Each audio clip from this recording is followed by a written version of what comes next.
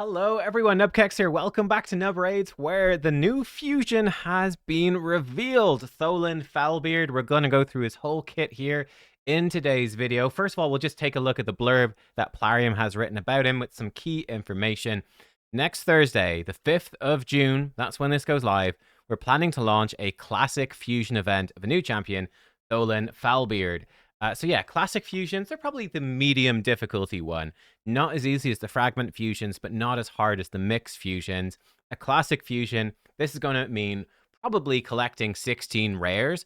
Oftentimes, it's like 16 copies of the same rare, or maybe there's a void rare and then a non-void rare, and you might get 4 of the void and 12 of the non-void. You use them up in which way into, usually it's 4 copies of the same epic these days. Back in the day, it used to be 4 unique epics, and they stopped doing that quite a while ago. So probably 4 copies of the same epic, then fuse 4 copies of that epic up into the legendary. He is going to be an attack force base affinity for the dwarves. He's legendary, of course. And they say Thorin Foulbeard is a versatile damage dealer, well suited for both PvE and PvP content. He's also a top tier choice against Corrosa the Covetous, the ruthless limited time boss in the event dungeon. So yeah, this guy is going to be good for, well, apparently good for Arena. I think he's going to be a monster for Faction Wars Hard.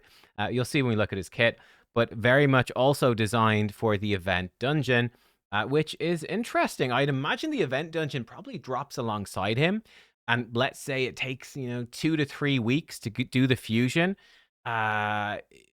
It depends how long the event dungeon's open for. If it's open for 4 weeks, you're not really going to manage to squeeze him in. If it's open for 6 weeks, yeah, you'll get a decent chunk of time in that event dungeon. If it's open for 8 weeks, you get a very good chunk of time. Though, of course, by then, maybe the next fusion might be starting. We'll have to see. But, I mean, let's dive in. Let's take a look at his kit. Cool portrait. They didn't provide us with an image of this guy or animation or anything. This is all we've got. But, I mean, this is the key info, so we're good with that. Default attack, Demon Breaker. Appropriate for being for the event dungeon, I guess. Attacks all enemies. Before attacking, it has a 25% chance that books to a 50% to place a 25% weaken debuff for 2 turns. A 50% chance going up to 75% to place weaken if the target is from the Corrupted Alliance, is a boss, or is a minion. So, like the ads that come with bosses. This effect cannot be resisted by enemies from the Corrupted Alliance, bosses, or minions, and gives an extra turn if a weaken debuff was placed on all enemies by this skill. That's actually a crazy good A1. AoE A1s are always really strong. AoE A1s on a damage dealer are pretty scary, and the fact that it's a good chance to place weaken is incredibly good as well. But particularly, I think when we look, in fact, let me bring it up over here. Where did I put it? Over here. We look at the rates, because I was just seeing what bosses there are. But for example, this is the raid stages tool on hellhades.com. Stage 21 of the Dwarf Faction Crypt on Hard. The boss has 430 resistance, right? You need to build 455 accuracy on a champion to debuff him. It's a lot. That's not super easy to do. And the boss also has 325 speed. A champion like... I've gone the wrong way. Which way is he? He's over here. A champion like Thorin, who will place weaken, and it can't be resisted. He doesn't need accuracy. It can't be resisted. That's incredibly good. And yeah, a high chance for an extra turn on a damage dealer is incredibly good as well. So this is a really strong A1. Let's see the rest of his kit.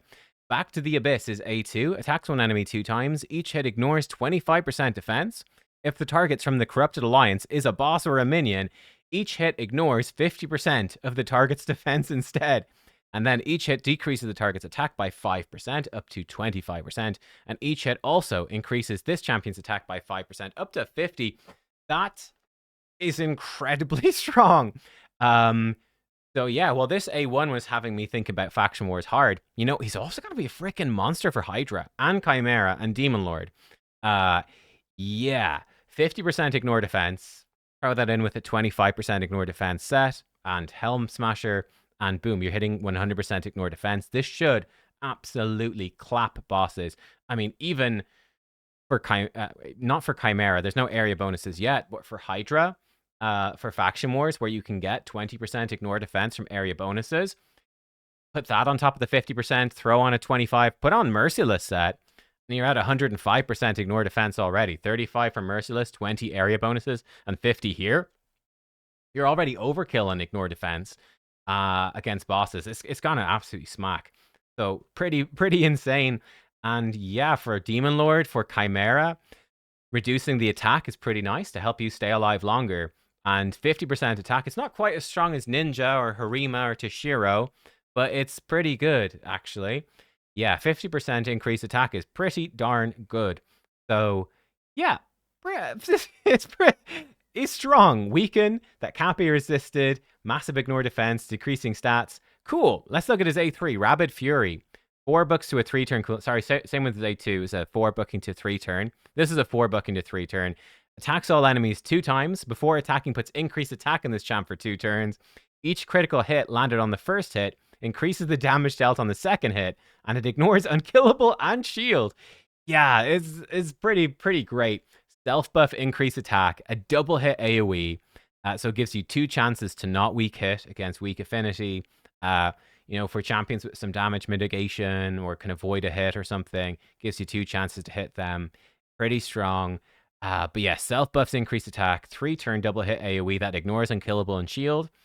We'll see how hard it hits, of course, but this seems incredibly very, very, very good as well. Yeah, that's very much an arena and faction wars thing. I'd say ignoring unkillable and shield. Very common arena and faction war stuff that can be annoying to deal with. Then finally, actually not finally, he's got an aura. The aura is 30% attack in all battles, standard but good. Then Evil's Nightmare, his passive, activates Demon Breaker skill every 5th turn he takes. That's his A1, which is an AoE attack. And now what is interesting to me is, let's say we take his turn, it activates automatically, and it places a weaken. I wonder if it just gives him another turn straight away. So potentially this is really letting you chain extra turns. Maybe, which seems crazy. And then finally, enemies from the Corrupted Alliance, bosses and minions, cannot land a critical hit on this champion. That is very nice, because he's probably going to be squishy. I mean, that's clearly his weakness. He looks like he's an absolutely fantastic damage dealer. Massive single target nuke, self-buffing, gives himself increased attack, 3-turn cooldown AoE, AoE A1 with weakens, and a good chance for an extra turn. The dude's pretty crazy stacked. He's going to be squishy as anything. He'll be an absolute glass cannon. Not being crit, though, really helps him survive. Like, against... I mean, you probably wouldn't run him if he's a bad affinity for Chimera, but it's pretty likely in Hydra that he's going to be great for many players. And, yeah, look, I mean, let's say Head of Wrath is a bad affinity for you this rotation. He could easily kill you in one shot with a crit. Guess what? You can't be crit. You're safe. That's pretty nice. And not being able to be crit by enemies from the Corrupted is kind of ridiculous as well. Like, that could really catch people by surprise. Oh, yeah, sure, my Rotus is going to kill this guy. Oh, wait, he can't be crit. I guess you'd be a bit worried because he's Force anyway, but, that's kind of spicy. I think there's a couple of particularly strong synergies here. He is actually very good with Black Tusk. Black Tusk has the ally attack. Black Tusk also has counterattacks when you get hit hard. That's potentially very strong with this guy. Obviously, the faction unity is good. This new guy, Uzal, I wonder if they might do a guaranteed or something for him, but if an ally has a chance to gain an extra turn, increases that by 5%. I guess that doesn't really matter with this dude, actually, because he just gets an extra turn if he places enough weakens. You're probably running this guy in Merciless, though, so it would make it better. The 9-piece Merciless, if you go that far. And if that does happen, any extra turns you do take will help you cycle around to his passive more often. It's a potential combo. Not crazy, but potentially very good. Uzal does as well bring in the AoE decreased defense, and this guy brings in the AoE weaken, so there is that nice combo. Yeah, and like there's some very good dwarves for like arena teams, Black Tusk, Senna, Arnorn, Uzal even. Tormin is good too. Like, you can do some funky stuff with the dwarves, so I think he's pretty solid, and you might be lacking like general damage dealers for the dwarves, Like, yeah, you might be lacking a bit. I've got the mythicals, but, right, Trunda has very long cooldowns. If you got Herndig, he's very good. But like Newt is great, but he's not very good for wave-based content. And for the epics, Morag is good, but not crazy. You might be lacking good AoE damage for the dwarves. You might be for faction wars, which could make him, again, I think, very helpful. The Corrupted Alliance, by the way, are Demon Spawns, Undead, Dark Elves, Knights, Revenant. Dark Elves kind of suck for arena. You're not going to see many of those. Maybe the odd Mithrala, the odd Lydia, maybe the odd Fatalis. That's probably about it. Not much there. The odd Astrolith. Not much in terms of arena. They're pretty rare. Knights Revenant, very common. Empress, Crixia, Ancora, even a bit of Arix. Hegemon, definitely. Georgid, sometimes. Queen of Hearts, Narcissus. There's a ton of very good Knights Revenant for arena. Undead has some big ones. The mythicals are okay, particularly Theodosia, but Rotus, Fabian, Sifi, I guess it doesn't really matter if they crit you or not. So somewhat the undead. Definitely Knights Revenant. From the Demon Spawn, Carnage is strong affinity against the guy, which is a problem with the debuffs, but he won't be crit by Carnage, which is good. Commodus would just kill you anyway, though he could weak hit as magic affinity. Yeah, Volcanos, maybe you could survive against. I don't know. Yeah, he'd be decent. I think particularly though the Knights Revenant stands out. There's some very strong Knights Rev, so that could be cool. Definitely for faction wars, it's a big thing. Like if I look, for example, wave 2. In fact, look at this. Look at stage 21 of Dwarves on hard. Guess what's in wave 1? Knights Revenant and Demon Spawn. Great. None of them can crit him. Now they only have 15%, but it gives him a chance to survive. Wave 2, it's all freaking Knights Revenant and yeah, it's all Knights Revenant actually. Again, they can't crit him, which is good. And then the boss can't crit him either. So I think he's really going to be crazy for faction wars. And obviously, she's not in the game yet, but the new mythical, who's going to be the event dungeon boss, is also Demon Spawn. So you get my impressions. I think this guy looks really good. We'll obviously see he's still a damage dealer. It depends how good his damage is, but this guy looks very, very solid. Yeah, he looks very good. He's nothing to keep himself alive apart from the not being crit thing. So how good would he be in like end game arena? I don't know. Probably not too insane. Though the dwarves do have potential for siege and whatnot. But yeah, I don't know. Maybe not too insane there. But I think most people for faction wars alone find this guy very helpful. Very helpful. So yeah, to cover the bosses quickly, because this is useful info as well. The bosses for dwarves, stage 7 is blue, stage 14 is green, stage 21 is red. So if I bring up, where did I have it? No, not over there. I have over here. These are all going to go up on hellhades.com, but just like give you some quick info. He's not super good against blue boss because you don't want to do AoE attacks, and he's got the AoE A1. But I think he's going to have so much damage, especially for only stage 7. He's probably great for blue boss. He'll just kill the minions. He's going to hit that hard.